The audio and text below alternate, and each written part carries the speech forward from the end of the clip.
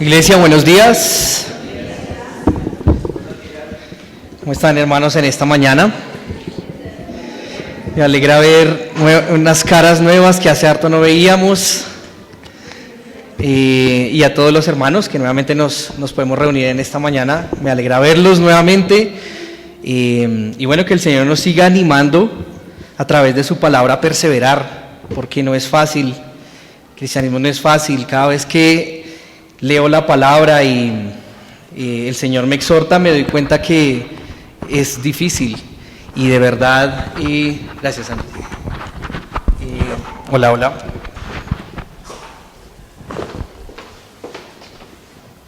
¿Ahí me escuchan? Listo.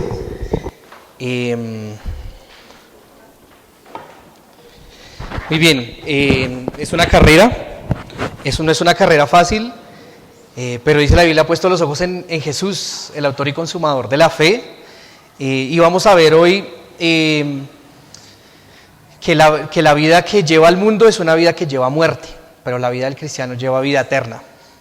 Y hermanos, el mundo es tan corto y esta vida es tan corta que realmente lo único que vale la pena es la vida eterna, porque el resto es un engaño, es algo pasajero. Así que vamos a continuar perseverando en el Señor, hermanos, estudiando la Biblia. Vamos a ir a Romanos capítulo 6 y vamos a continuar. Romanos capítulo 6. ¿Quién recuerda el tema que empezamos a tratar en este capítulo? La santificación, ¿cierto? Muy bien, la santificación. Estamos hablando de la santidad, hermanos, y veíamos hace 8 días que la voluntad de Dios para nosotros, ¿qué es? La santificación, dice la Biblia, ¿cierto? Esta es la voluntad de Dios, vuestra santificación, y que os apartéis de toda fornicación, lo veíamos en Tesalonicenses capítulo 4. Ahora hablábamos, hermanos, que la santificación no es para nada un proceso fácil. Bueno, primero empecemos por ahí, es un proceso, ¿sí? Yo no conozco, y tal vez muy pocos creyentes, o tan pronto se convirtieron a Cristo, inmediatamente empezaron a servirle a Dios y dejaron todo su pecado. Difícilmente, por lo general eso es un proceso en la mayoría, ¿sí? Tal vez en el caso del apóstol Pablo, ¿no? Que se le apareció nuestro Señor Jesús y él, Señor, ¿qué quieres que haga? Y vamos a ver un poco eso. Y inmediatamente ya intentó acercarse a la iglesia en Jerusalén y empezó a servir. Pero la mayoría de nosotros, hermanos, es un proceso duro, pero debemos conocer lo que dice la Biblia acerca de la santificación, de manera que nosotros podamos poco a poco ir santificándonos en esta vida, cumpliendo la voluntad de Dios. Entonces, antes de orar, hermanos, vamos a leer en Romanos capítulo 6, y hoy, si el Señor lo permite, vamos a terminar el capítulo. Vamos a leer desde el versículo 8. Desde el versículo 8 nos vamos a poner de pie todos, hermanos. Vamos a ver qué el Señor nos quiere decir en esta mañana. Versículo 8 hasta el versículo 23. Vamos a leerlo al unísono. 2, 3. Y si morimos con Cristo, creemos que también viviremos con Él, sabiendo que Cristo, habiendo resucitado de los muertos, ya no muere. La muerte no se enseñorea más de Él. Porque en cuanto murió, al pecado murió una vez por todas. Mas en cuanto vive, para Dios vive. Así también vosotros, considerados muertos al pecado, pero vivos para Dios en Cristo Jesús, Señor nuestro. No reine pues el pecado en vuestro cuerpo mortal, de modo que le obedezcáis en sus concupiscencias. Ni tampoco presentéis vuestros miembros al pecado como instrumentos de justicia, sino presentaos vosotros mismos a Dios como vivos de entre los muertos, y vuestros miembros a Dios como instrumentos de justicia. Porque el pecado no se enseñoreará de vosotros, pues no estáis bajo la ley, sino bajo la gracia. ¿Qué pues? ¿Pecaremos porque no estamos bajo la ley, sino bajo la gracia? En ninguna manera. ¿No sabéis que si os sometéis a alguien como esclavos para obedecerle, sois esclavos de aquel a quien obedecéis, sea del pecado para muerte o sea de la obediencia para justicia. Pero gracias a Dios, que aunque erais esclavos del pecado, habéis obedecido de corazón a aquella forma de doctrina a la cual fuisteis entregados, y libertados del pecado, vinisteis a ser siervos de la justicia. Hablo como humano por vuestra humana debilidad, que así como para iniquidad presentasteis vuestros miembros para servir a la inmundicia y a la iniquidad, así ahora para santificación presentad vuestros miembros para servir a la justicia. Porque cuando erais esclavos del pecado, erais libres acerca de la justicia. Pero ¿qué fruto teníais de aquellas cosas de las cuales ahora os avergonzáis? Porque el fin de ellas es muerte. Mas ahora que habéis sido libertados del pecado y hechos siervos de Dios, tenéis por vuestro fruto la santificación y como fin la vida eterna. Porque la paga del pecado es muerte, mas la dádiva de Dios es vida eterna en Cristo Jesús, Señor nuestro. Vamos a orar. Señor, te damos gracias por tu bendita palabra, Señor. Como dice Isaías, tu palabra permanecerá para siempre. Y como veíamos también en esta mañana en Apocalipsis, Señor, incluso durante el tiempo de la tribulación estará tu palabra, Señor. Porque tu palabra, Señor, no va a ser destruida por más que el hombre haya intentado, permanecerá para siempre. Y hoy la tenemos 2000 años después de haber sido, o más de 2000 años después de haber sido escrita, Dios. Y hoy te rogamos, Señor, que podamos valorarla, verla y acercarnos a ella como un gran tesoro, Señor, como fuente de vida, como fuente de fe. Y de la misma manera, Señor, como cantábamos, obedecerla y confiar en ti, que ese es el secreto de la vida, ese es el secreto de la felicidad y del gozo, Señor. En especial pido en esta mañana, Señor, para que nos ayudes con nuestra santidad, Dios. Todos luchamos, Señor, todos pasamos por esta batalla, Señor, contra el pecado, contra nuestras concupiscencias, Señor, y tal vez en algún punto de nuestra vida hemos dicho no hay esperanza, pero tú nos enseñas, Señor, grandes verdades, Señor, a través de Romanos capítulo 6, donde nos muestras que no somos ya esclavos del pecado, Señor. Somos esclavos de la justicia. Todo ha sido en virtud de lo que hiciste por nosotros, Señor. Te rogamos, Señor, para que podamos comprender tu palabra tal como es, Señor. Ayúdame a predicarla fielmente, y también te pido por mis hermanos, Señor, para que puedan recibirla, Señor, también en sus corazones humildemente, con mucho agrado, Señor, y también con esa emoción, Señor, de conocerte y también de obedecerte, Dios. Me dejo en tus manos, Señor, para que me uses de acorde a tu santa voluntad, Señor, y que esta prédica no agrade a mis hermanos, sino que te agrade a ti, Señor, que refleje fielmente, Señor, lo que tú quieres hablarnos, Padre. Te lo pido en el nombre de tu Hijo Jesús. Amén.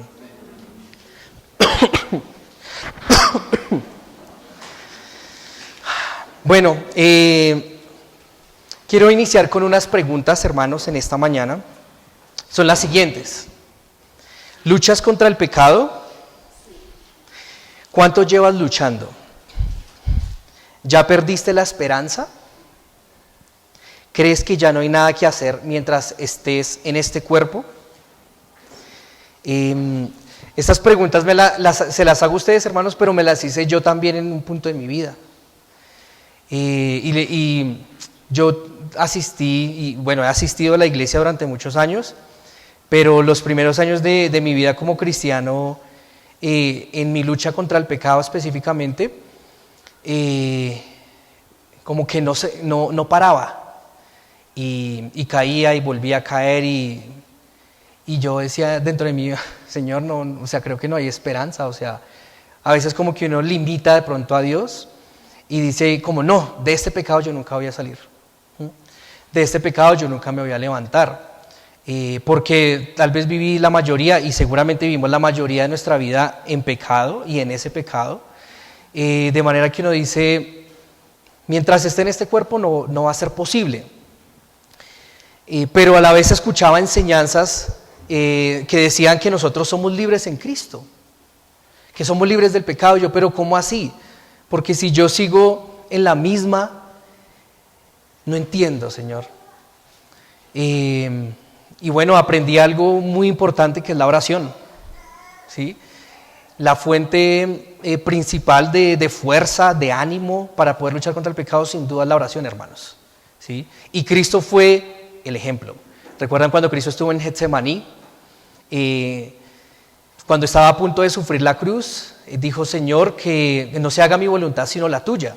Pero previamente a eso dice la palabra que Él se había tirado al piso, que había puesto su rostro al piso y se había humillado delante de Dios, y que había sudado, demostrando esa intensa lucha que había dentro de Él, pero que a su vez reconocía que quería hacer la voluntad de Dios, pero demostraba esa fuerte lucha, y el Señor le fortaleció en el Espíritu. Y Él le pidió ayuda a sus discípulos: oren por mí, estoy a punto de ir a la cruz a separarme de Dios, siendo Dios. Y sus discípulos, ¿qué pasó? Se durmieron, ¿sí? Y eso me hace pensar en lo que también hablaba un poco hace 8 días, que la vida en general cristiana es una vida de soledad, ¿sí? Claro, estamos en medio de la iglesia y somos parte del cuerpo de Cristo, y todos debemos funcionar como forma un cuerpo, pero dentro de sí, hermanos, cuando usted se enfrenta contra la lucha contra el pecado, no hay palabra de hermano, no hay consuelo de una persona más que lo que Dios pueda consolarnos y enseñarnos, ¿sí? Por eso es una lucha, en una carrera donde yo voy puestos los ojos en Jesús, el autor y consumador de la fe.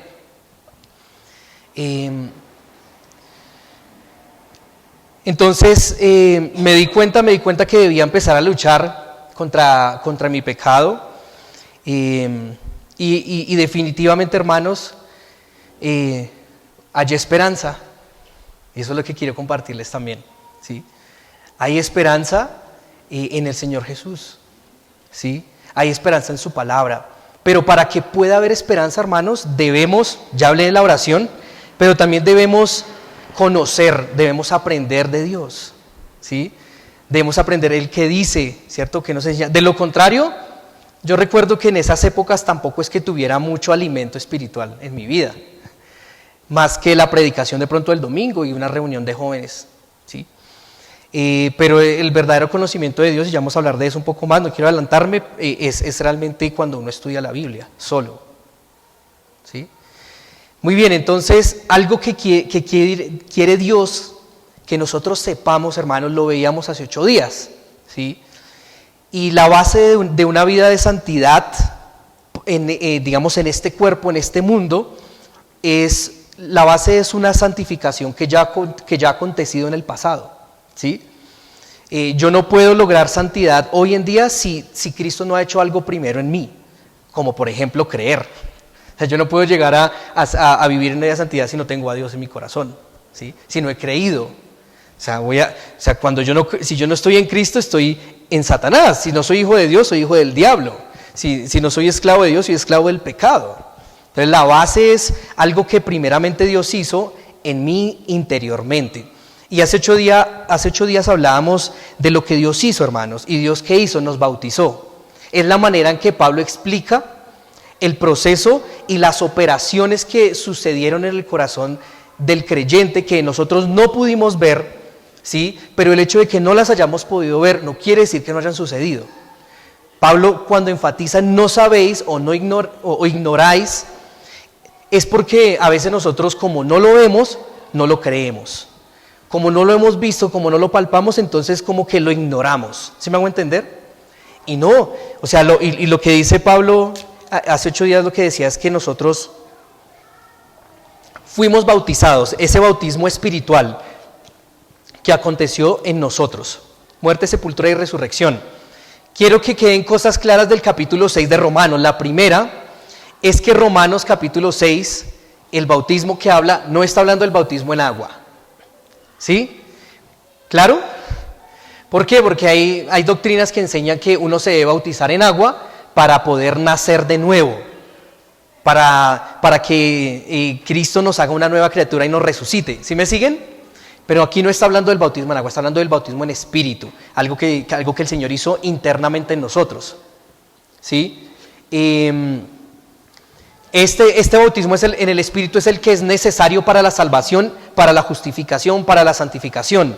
El bautismo en agua no nos sirve a nosotros ni para la justificación, ni para la salvación, ni para la santificación. Bautismo en agua es simplemente una demostración, ¿cierto?, externa de algo que ya sucedió internamente. Eso ya lo hemos estudiado, creo que es claro para todos, pero es bueno que tengamos en mente esto. No está hablando del bautismo en agua. 2, no está hablando del hombre carnal, o sea, es decir, no está hablando de nuestro cuerpo específicamente, hablando de los versículos del 1 al 8 o del 1 al 7 que veíamos hace 8 días.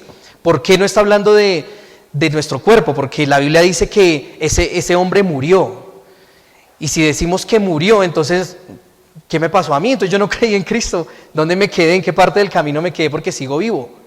Porque dice que el hombre que no solo murió, sino que fue crucificado y que también fue sepultado, ¿cierto? Y también dice que resucitó. Y digo, bueno, ¿dónde me quedé yo en el camino? Porque yo sigo vivo, no estoy crucificado, no estoy muerto, ni tampoco he sido resucitado, sigo siendo el mismo. ¿Sí me hago entender? Entonces, no está hablando tampoco de este hombre, pero sí va a empezar a hablar de este hombre de carne y hueso. Pero hasta el capítulo 7 hablaba del hombre, de ese viejo hombre, de ese hombre interior, ¿cierto? Que ese hombre interior sí murió, sí fue crucificado junto con Jesús, sí fue sepultado y fue creado un nuevo hombre resucitado en Cristo. Entonces, claro, no es el bautismo del agua, ni tampoco es el hombre de carne y hueso, sino el hombre interior. ¿Estamos bien hasta ahí? Muy bien. Entonces ahora sí vamos a continuar en el versículo 8. Lo ideal de esta enseñanza, hermanos, es que podamos responder a las preguntas con las que iniciaba.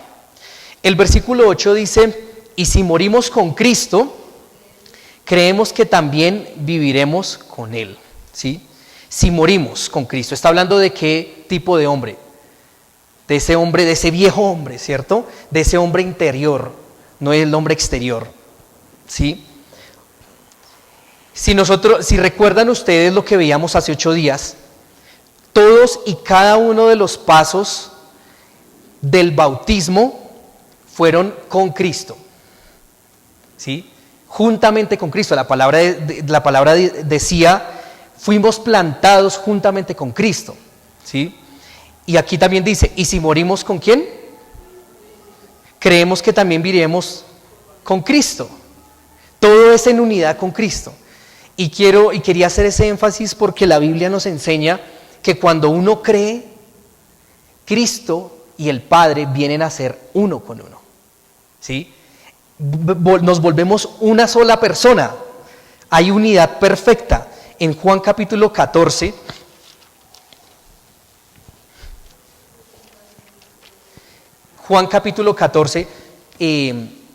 es importante entender la unidad, hermanos, con Cristo, para todo lo que sucedió. Juan capítulo 14, versículo 23, dice, respondió Jesús y le dijo, el que me ama, mi palabra guardará, y mi Padre le amará, y vendremos, ¿qué? A él, y haremos morada con él. Vamos a adelantarnos unas páginas al capítulo 17 de Juan, en los versículos 20 y 21. Dice, mas no ruego solamente por estos, sino también por los que han de creer en mí, por la palabra de ellos, para que todos, ¿qué? Sean uno, como tú, oh Padre, en mí y yo en ti, y también ellos sean, ¿qué? ¿En quién? En el Padre, en el Hijo, ¿cierto? Para que el mundo crea que tú me enviaste. Entonces, así usted no lo vea, hermanos, cuando creímos en Jesús, nosotros fuimos unidos a Él. ¿Ustedes han visto esos bebés siameses? ¿Sí? No quiero burlarme en absoluto de nada de eso, pero un bebé, o sea, los siameses es de nacimiento, ¿cierto? Es de nacimiento que nacen unidos. ¿Sí? He visto, me puse a mirar eso, me dio como curiosidad, y algunos se han podido hasta separar y todo, pero es muy riesgoso y la mayoría mueren.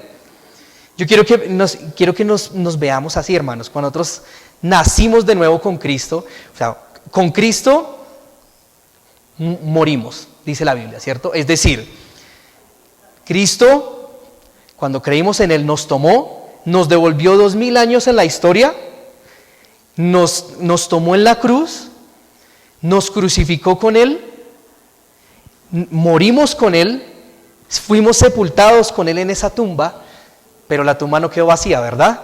43,000 dioses, por ahí había un meme, 43,000 dioses y solo una tumba vacía. Resucitamos con Él, y cuando resucitamos, pensemos lo que quedamos como siameses con Cristo, ¿sí? Ahora compartimos todo, tenemos la misma sangre, por decirlo así, la sangre de Cristo, que corre en nosotros, ¿sí? La vida es porque estamos pegados a Cristo. Sí, quiero que hagamos énfasis en eso y que recordemos, hermanos, que meditemos en el acompañamiento de Cristo en todas y cada una de las etapas por las que el pecador tuvo que pasar para llegar a ser salvo, justificado, redimido, perdonado, santificado. En Hebreos capítulo 10, vamos a ver rápidamente, Hebreos capítulo 10, versículo 10.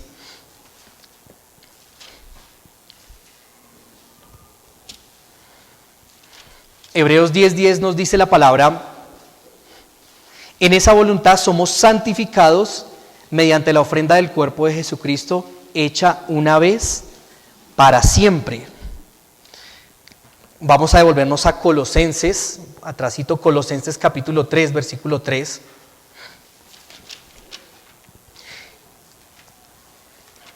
Dice la palabra: porque habéis muerto, ese viejo hombre ha muerto, y vuestra vida está ¿qué? Escondida con Cristo. ¿Sí? Es esa imagen de unión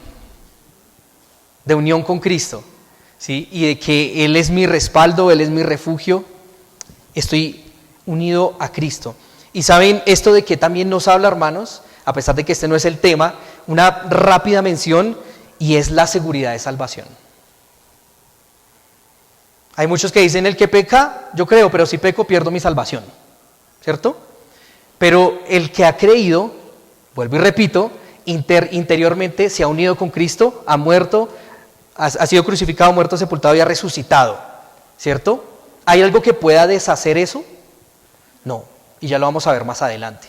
Así que esto también nos habla de seguridad de salvación. Nacimos de nuevo pegados a Cristo, estamos pegados a Él, no hay nada que nos pueda separar, ¿sí?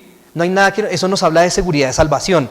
El hecho de que haya sido con Cristo todo lo que ha sucedido internamente con el creyente nos hace concluir que todos y cada uno de los pasos no fueron pasos en falso, fueron pasos verdaderos, fueron pasos efectivos, porque fueron en Cristo. ¿Sí me siguen? Porque fueron en Cristo, hermano. Entonces no hay que perder de contexto este tema de la unión con Cristo. Ahora es un concepto difícil de entender, ¿sí o no? O sea, uno dice, ¿cómo así, Señor? Pero vamos a ver la importancia de entenderlo. Eso va a tener un propósito, entender. Vamos a continuar, versículo 9. Y aquí empieza la palabra, una de las palabras más importantes de este capítulo. ¿Cuál es? La primera palabra del versículo 9. Sabiendo. ¿Sí? Sabiendo. ¿Sabiendo qué? Que Cristo, habiendo resucitado de los muertos, ya no muere. La muerte no se enseñorea más de Él. La muerte no se enseñorea más de Él. ¿Por qué Pablo dice que Cristo no vuelve a morir? Sabiendo que habiendo resucitado de los muertos ya no muere, la muerte no se enseñorea más de Él. ¿Por qué dice que ya no muere? Porque ya resucitó. Eso por un lado. Y no vuelve a morir porque la muerte ya no, dice la palabra ahí, que la muerte ya no se enseñorea más de Él. La muerte ya no va a tener ningún tipo de dominio, no lo va a poder atrapar, ¿cierto? A nuestro Señor Jesús. La palabra ahí enseñorear es gobernar, tener dominio o autoridad. Ahora, ¿la muerte tuvo poder en Cristo? Sí. Claro, hubo un momento en que la muerte tuvo poder. Cristo murió. Vino, o sea, lo que hemos estado hablando, si no, no diríamos que murió. Claro, tuvo poder, la muerte tuvo poder sobre la persona de Cristo mientras Él cargaba el pecado de toda la humanidad. Mientras estuvo en la cruz, tuvo poder la muerte sobre Cristo, porque lo clavó fue a la cruz y murió. Y murió.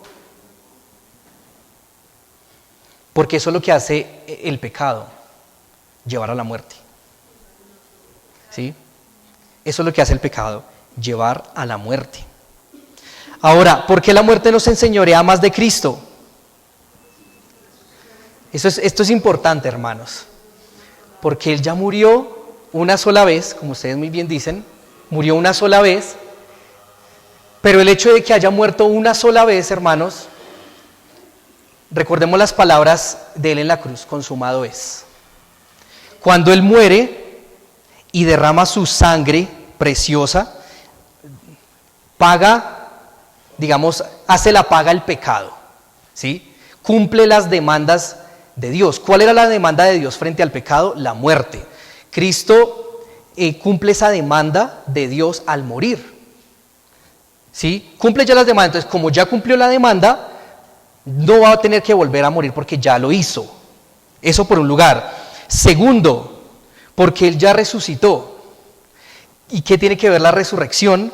Que la resurrección, hermanos, es la prueba, el sello, la garantía de que para Dios la ofrenda de Cristo fue aceptable, fue suficiente, fue completa, fue justa para poder limpiar y quitar el pecado de todo aquel que cree en Él. ¿Sí me siguen, hermanos? Por eso Cristo no vuelve a morir, porque ya pagó ya murió, que es la paga del pecado, la demanda de Dios, y adicional resucitó, es decir, Dios dijo, sí, acepto esa ofrenda. ¿Sí? ¿Recuerdan la ofrenda de Caín y de Abel? ¿Sí? Caín presentó una ofrenda, ¿la aceptó Dios? No. Abel presentó una ofrenda, ¿la aceptó Dios? Sí. Cristo hizo una ofrenda, pero más que hacer la ofrenda está en el hecho de que Dios la haya aceptado. ¿Sí me siguen? Y Dios la aceptó. Por eso lo resucitó.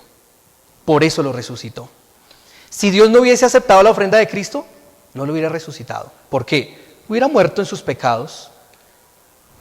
No hubiese habido una ofrenda para el pecado, sino simplemente hubiera muerto como cualquier otro hombre muere sin Cristo en su pecado. Por eso se acaban los sacrificios, el sistema sacrificial, y ahora la única manera de poder expiar los pecados es acercarse a Dios a través de la única ofrenda, que es Cristo, su sacrificio, y a través de su sangre. Ahora ustedes pueden decir, bueno, sí, ¿eso qué tiene que ver conmigo? ¿Qué tiene que ver eso conmigo? ¿Qué tiene que ver que la muerte de Cristo nos enseñoree más de Él? ¿Qué tiene que ver conmigo hoy? Vamos a verlo, ¿sí? Vamos a verlo. Dice en el versículo 10, porque en cuanto murió, vamos a seguir hablando de Cristo, porque en cuanto murió, al pecado murió, ¿qué? Una vez por todas, mas en cuanto vive, para Dios vive, ¿sí? Murió una sola vez, dice una vez por todas, eso quiere decir una vez por todo el tiempo, una vez por todas las eras, una vez por todos los siglos, como lo quieran ver, por toda la esfera de tiempo. Vamos a ver eso en Hebreos capítulo 9. Vamos a repasar esos versos. Hebreos capítulo 9.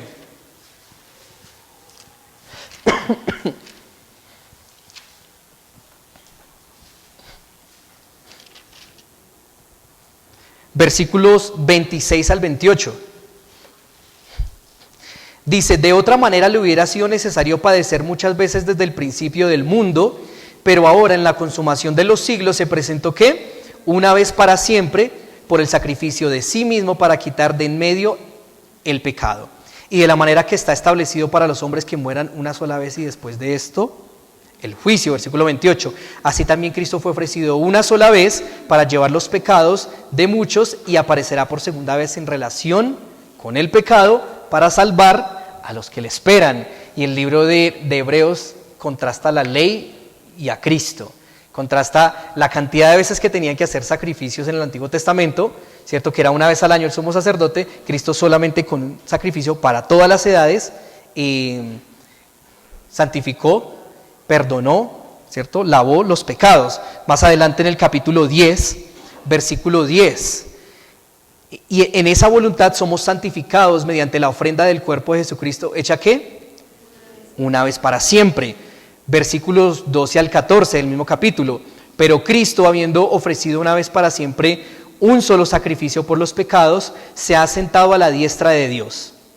Y de ahí en adelante esperando a que sus enemigos sean puestos por estrado de sus pies, porque con una sola ofrenda hizo perfectos para siempre a los santificados. Entonces Cristo murió, pero resucitó y está en la diestra del Padre, dice aquí la palabra, ¿cierto? Por otros pasajes vemos que está intercediendo por los creyentes y aquí dice que está esperando a que sus enemigos sean puestos a su estrado, ¿cierto? A los estrados a sus pies, ¿no? El juicio que va a venir y más adelante en la tierra. Vuelvo y digo, bueno, ¿y eso qué tiene que ver conmigo? Todo eso tiene que ver con nosotros, hermanos, por la sencilla razón de que nosotros estamos unidos a Cristo. Entonces todo, de alguna otra manera, todo lo que le acontece a Cristo, todo lo que pasa a Cristo, también automáticamente tiene relación con nosotros. Tiene relación con nosotros. El versículo 10 de este capítulo dice, y en esta voluntad somos ¿qué? Versículo 10, en esa voluntad somos santificados. Recuerden que hemos estado hablando de ¿qué? De la santificación. Ahora esta santificación aquí que menciona es la santificación posicional. ¿Sí? Santificación posicional.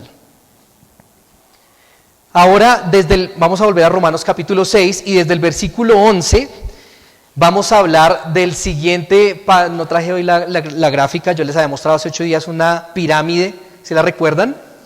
Que tenía una base que era la santificación progresiva, después tenía otro nivel, por decirlo así, que es la santificación posicional, el siguiente nivel progresiva y la última la santificación final, ¿no? Es como el resultado de toda la obra de Cristo en nosotros. A partir del versículo 11 vamos a hablar acerca de la santificación progresiva. ¿Vale? O sea que ya vamos a hablar más de este cuerpito de carne y hueso y cómo se relaciona a lo que ha acontecido con nosotros. El versículo 11 dice, así también vosotros, considerados muertos al pecado, pero vivos para Dios en Cristo Jesús, Señor nuestro. Dice, así también. Pablo quiere hacer un énfasis en lo que se dijo anterior. Eso es un fundamento, ¿sí? Es de gran importancia. Si no tenemos ese fundamento que acabamos de ver hasta el versículo 10, lo que viene no tiene sentido. Lo que viene no es posible. ¿Sí me siguen? Nada de la santificación progresiva va a suceder, no va a ser real en nuestra vida si no tenemos claro lo que sucedió primeramente con nosotros internamente. Primero como Dios lidió con ese hombre y con ese viejo hombre de pecado. Así también vosotros considerados muertos al pecado. Muertos al pecado. El conocimiento, hermanos, vuelvo y hago énfasis, el conocimiento es la base del crecimiento espiritual, es la base de la santidad, es la base de crecer en Cristo. Esos son sinónimos de santidad. Crecer en Cristo o madurar. El conocimiento es la base.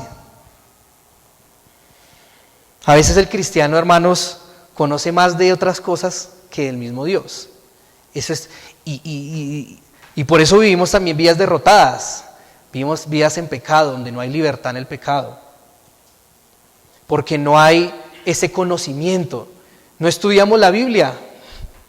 Esa es el área un poco más dura del creyente, leer la Biblia y estudiarla. Pero es la base, hermanos.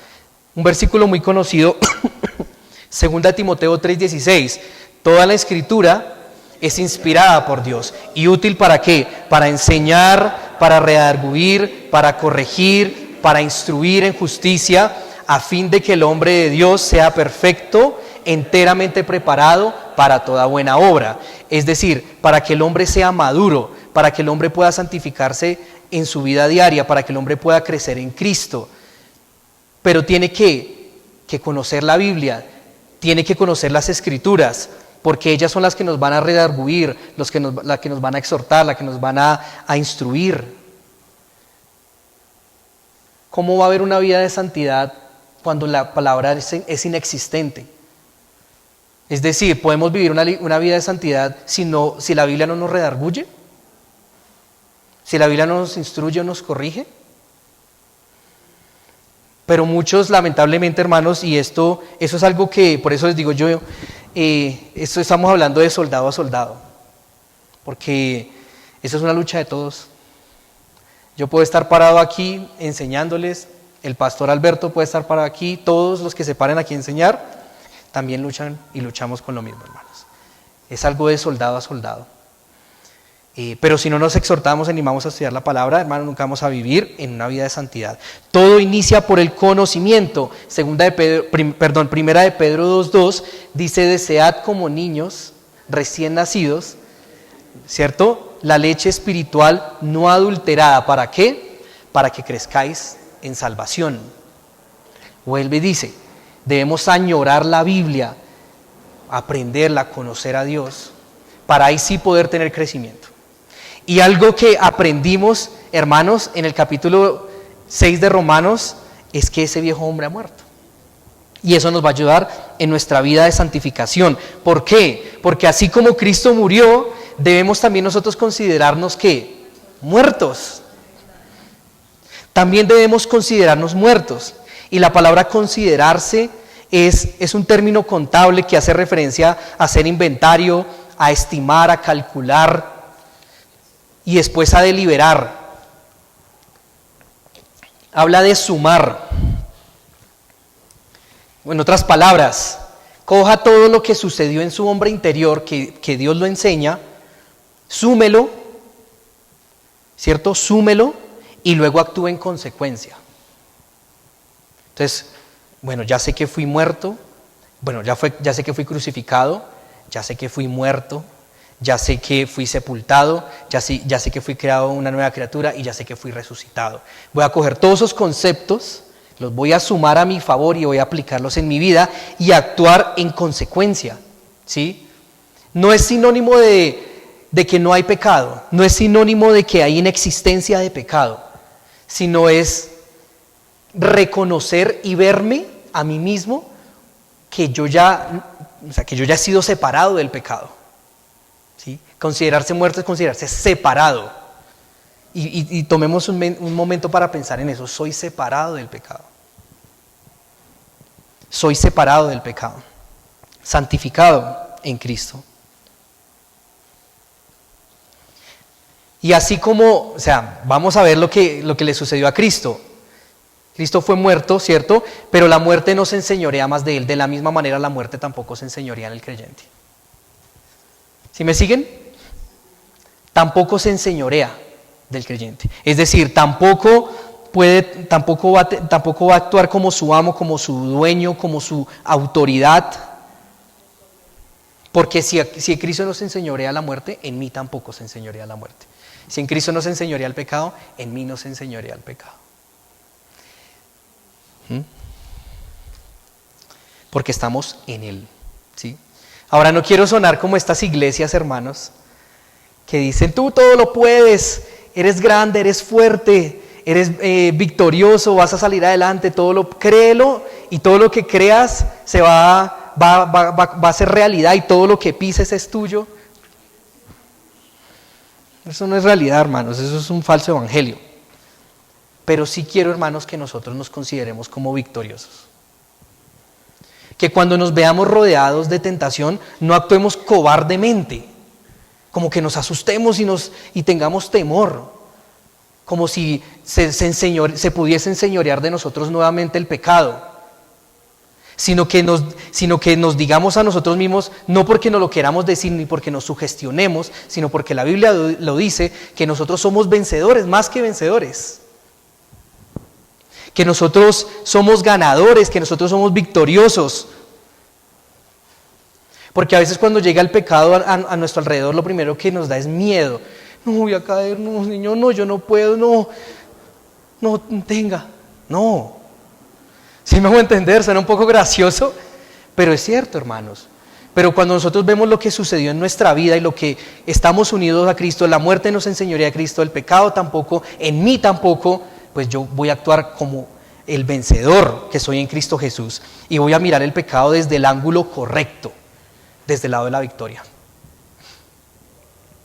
Eso no quiere decir que yo sea una persona intrépida que hoy me meto a la boca del lobo, ¿sí? Ay, no, entonces yo me voy a meter a ese bar y voy a ir a predicarles a los borrachos.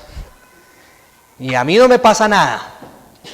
O voy a meterme en lugares de tinieblas, de oscuridad, y a mí no me va a pasar nada, ¿no? Porque la Biblia dice que el que quiera estar firme, mire que no caiga. El tipo de considerarnos victoriosos no habla de ser intrépidos, ¿sí?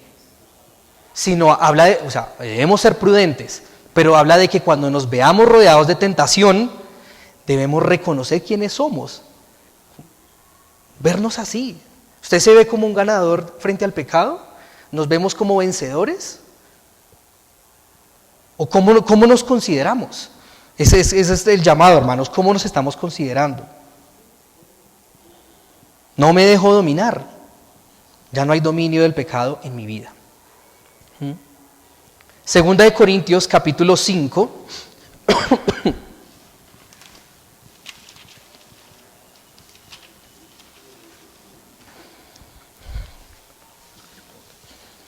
Segunda de Corintios capítulo 5 versículo 15 dice: y por todos murió, para que los que viven ya no vivan para sí, sino para aquel que murió y resucitó por ellos.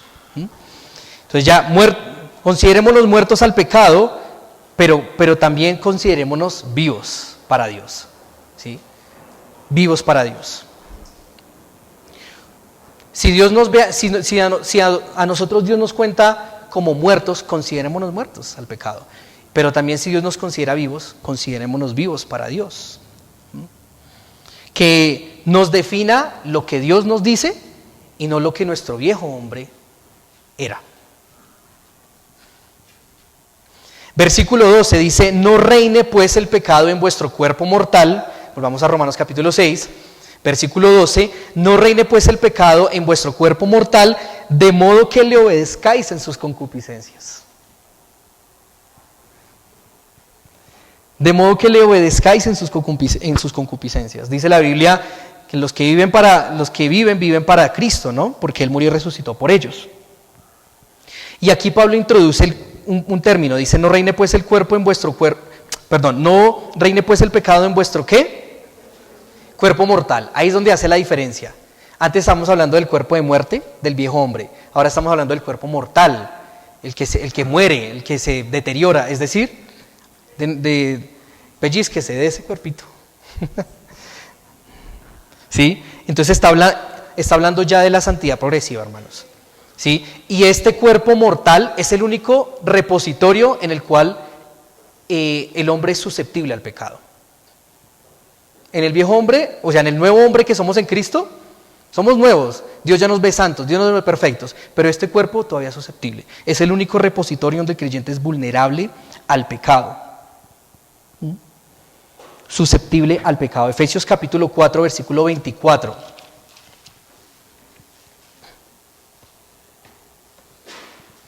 Y vestidos del nuevo hombre, creado según Dios en la justicia y santidad de la verdad. Vistámonos de ese nuevo hombre. No reine el pecado en nuestro cuerpo mortal. La palabra no reinar nos remonta, si nosotros vemos la palabra reinar en Romanos, nos remonta al capítulo 5, versículos 17 y 21, que no lo vamos a ver por tiempo. En Adán, por un solo pecado, reinó ¿qué? La muerte. Pero en Cristo, por su gracia y el perdón de muchos pecados, reinó ¿qué? La vida. ¿Sí? Ya no estamos en Adán, en el reino de la muerte, sino estamos en Jesús, en el reino de la vida. En el reino de la vida. Por eso dice la Biblia: no reine. Estamos en el reino de la vida. Estamos en el reino de la vida, hermanos. La pregunta ¿es Cristo tu rey? ¿Es Cristo tu Señor? ¿Es Cristo tu Señor? Bueno, hermanos, Cristo en el mundo no reina. Cristo en los incrédulos no reina. El lugar donde reina Cristo es ¿dónde? En el creyente. Debería y quiere reinar en nosotros. Recordemos en Santiago capítulo 4, versículo 5, Dios quiere reinar en nosotros, hermanos. Dios quiere reinar en nosotros. Santiago capítulo 4, versículo 5 dice: ¿o pensáis que la Escritura dice en vano, el Espíritu que la ha hecho morar en nosotros nos anhela celosamente? Dios es celoso de nosotros, hermanos. Dios es celoso de nuestro cuerpo, es celoso de cada una de las partes de nuestro cuerpo y de lo que hacemos con ellas. En el mundo reina Satanás, la palabra lo dice, ¿no? Efesios capítulo 2 dice: el príncipe de la potestad del aire es Satanás. En el incrédulo, en 2 de Timoteo 2:26, 2 de Timoteo 2:26,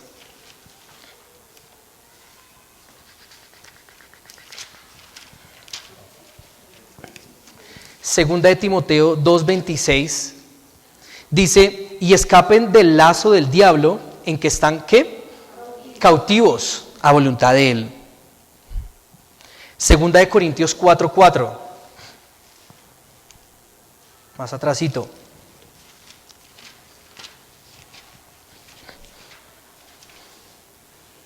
Dice: en los cuales el Dios de este siglo cegó el entendimiento de ¿quiénes?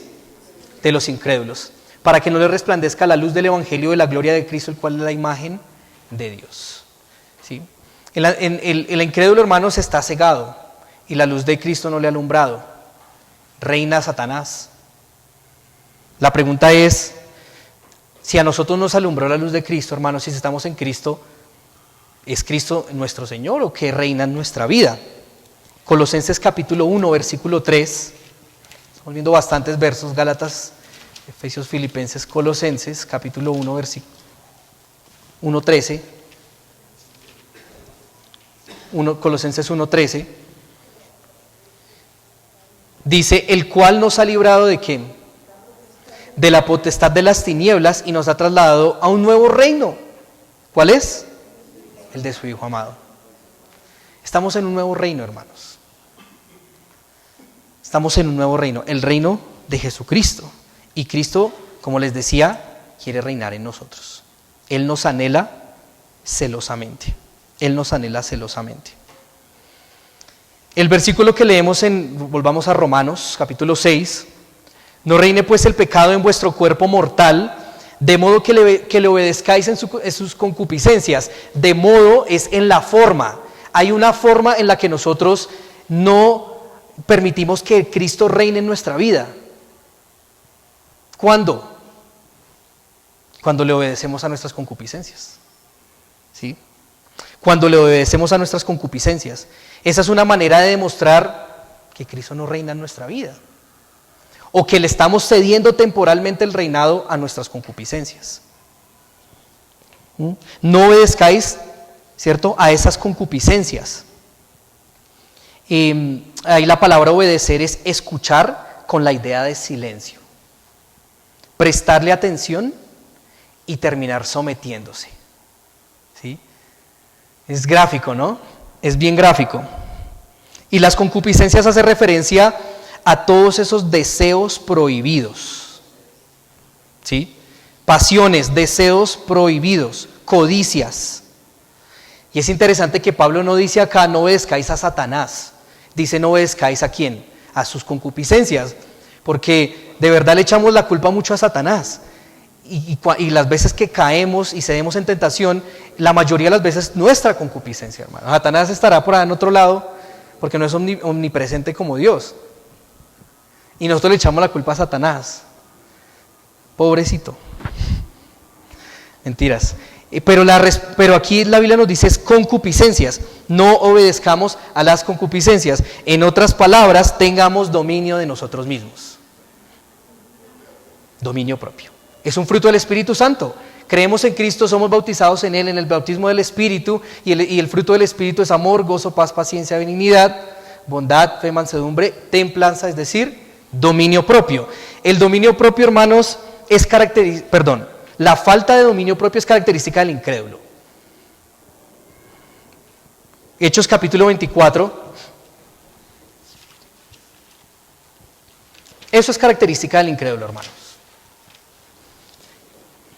Hechos 24, 25.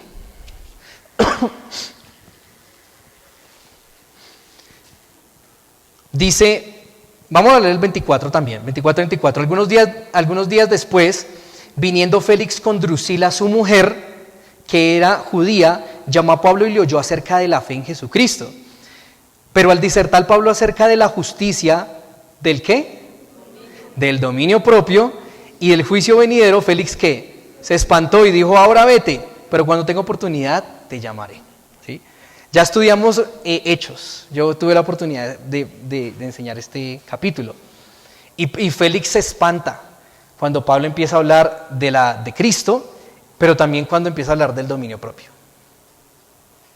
¿Por qué? Porque Félix era una persona que no tenía dominio propio.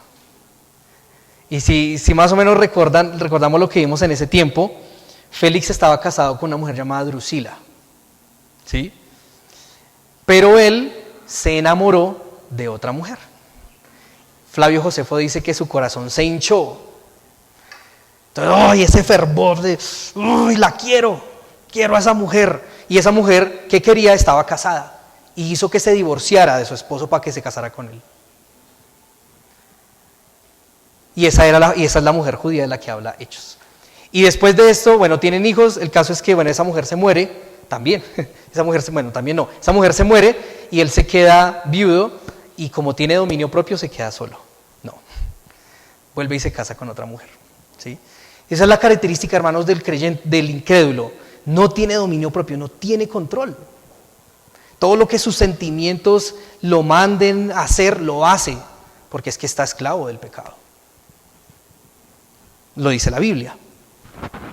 Pero a diferencia de ellos, los hombres de Dios, no perfectos, pero hombres de Dios se caracterizaron por tener dominio propio. Un ejemplo, Daniel. José. Recuerdo el primer versículo que yo me memoricé cuando empecé en mis caminos en el Señor, Daniel 1:8, perdón. Y Daniel propuso en su corazón no contaminarse con la porción de la comida del rey ni con el vino que él bebía. Pidió por tanto al jefe de los eunucos que no lo obligase a contaminarse. O sea, tuvo dominio propio. No voy a comer de esa comida. ¿Se imaginan él comiendo solo lechuga y al frente una perdiz, un pollo, como nos gusta y como ya tenemos hambre, ¿cierto? Algunos. No, vamos a ver si tenemos dominio propio también nosotros hoy. No, mentiras. Y vamos a ayunarle para el Señor. Mentiras. Pero habla del dominio propio, ¿sí? Un ejemplo es Daniel. Otro ejemplo es Pablo, 2 Corintios.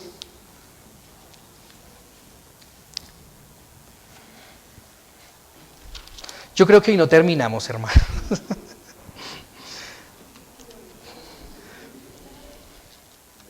Primera de Corintios capítulo 6, no quiero correr, la verdad. Perdón, ¿les dije segunda? No, primera de Corintios 6. Primera de Corintios 6, vamos a ver hasta dónde podemos llegar. Primera de Corintios 6, 12. Todas las cosas me son lícitas, mas no todas me convienen. Todas las cosas me son lícitas, mas yo ¿qué? No me dejaré dominar de ninguna. Claro, en el cristianismo tenemos libertad, hermanos, de hacer muchas cosas. Pero el que usa la gracia como licencia para pecar es lo que hemos estado estudiando también, ¿no? Porque si usted es verdadero cristiano, usted ya murió al pecado, usted no es esclavo, entonces ¿qué hacen pecando? ¿Sí? Y Pablo dice eso, hay muchas cosas pero no me voy a dejar dominar. Más adelantico, pasen la página, capítulo 9, versículo 27.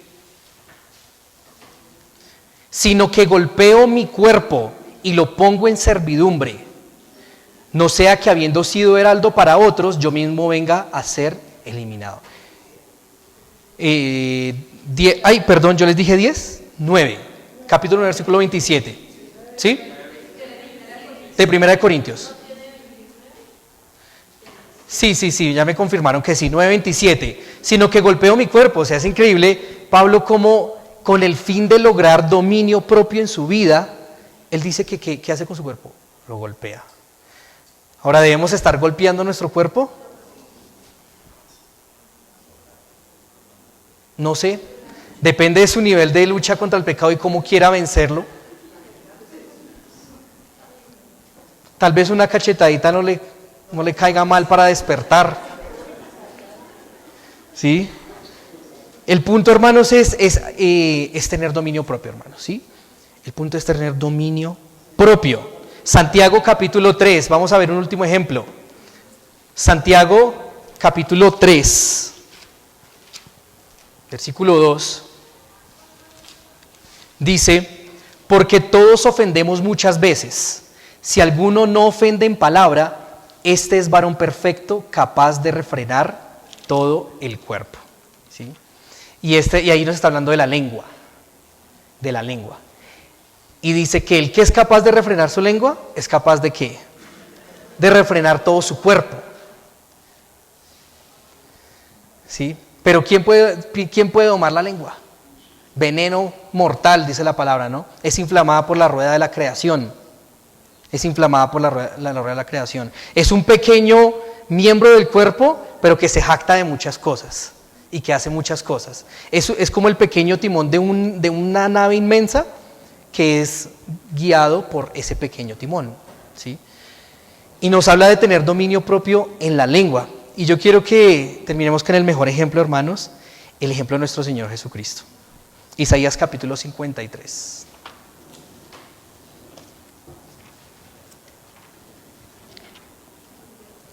Isaías capítulo 53, versículo 7. Angustiado, hablando de Cristo, ¿no? Angustiado él y afligido, ¿qué hizo? No abrió su boca. No abrió su boca. Como cordero fue llevado al matadero. Y como oveja delante de sus trasquiladores, ¿qué? Cristo, tenía que ser Cristo. Pero Él dice que nos dejó ejemplo, ¿no? Para que sigamos sus pisadas. Y estamos unidos a Cristo. Somos siameses con Cristo, hermanos. Podemos vivir como vivió Cristo. Recordemos en Mateo capítulo 27, a las puertas de Cristo ser entregado. Mateo 27.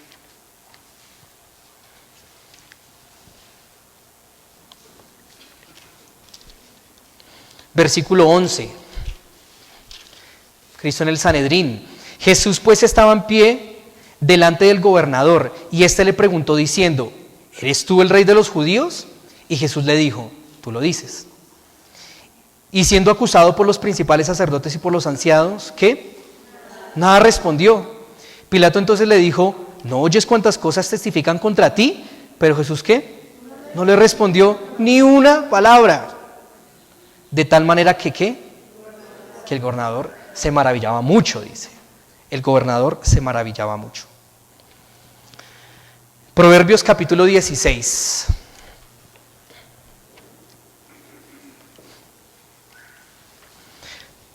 Versículo 32. Aquí en Proverbios se va a redefinir la verdadera fuerza y el verdadero poder. Proverbios 16:32, ¿qué dice?